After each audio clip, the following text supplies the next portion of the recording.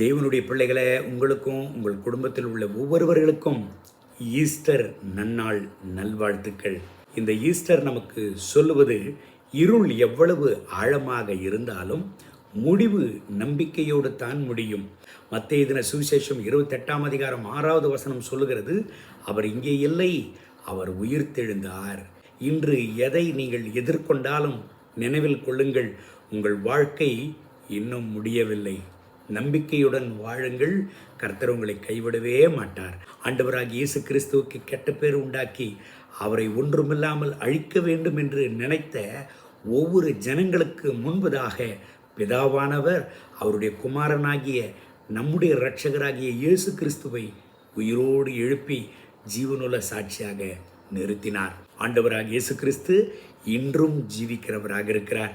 இன்றைக்கும் உங்களுக்கு விரோதமாய் அநேக சத்துருவின் போராட்டங்கள் எழுந்து உங்கள் பேரை கெடுக்க வேண்டும் என்று, உங்களை ஒன்றுமில்லாமல் சங்காரமாக்கி அழித்து விட வேண்டும் என்று எத்தனை சத்துருவின் சூழ்ச்சிகள் உங்களுக்கு விரோதமாக எழுந்தாலும் ஆண்டவர் உங்களை கைவிடவே மாட்டார். உங்களை பிரகாசிக்க பண்ணுவார், உங்களை எழுப்புவார்.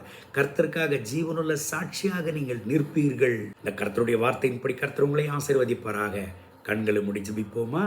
அன்பின் ஆண்டவரே, இந்த கால வேளையில் என்னோடு சேர்த்து ஜெபித்து கொண்டிருக்கிற இந்த தேவனுடைய பிள்ளைகளுக்காக ஜெபிக்கிறேன். இவர்களை ஆசீர்வதியும். தெய்வமே, உம்முடைய உயிர்த்தெழுதலின் வல்லமை இவர்களிலும் இவர்களுடைய குடும்பங்களிலும் இப்பொழுதே இறங்குவதாக. உம்முடைய பிள்ளைகளை சாட்சிகளாக நிறுத்தும்.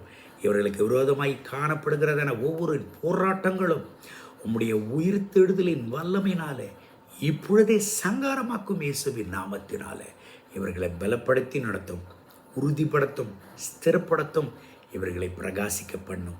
இயேசுவின் நாமத்தில் பிதாவே, ஆமென், ஆமென்.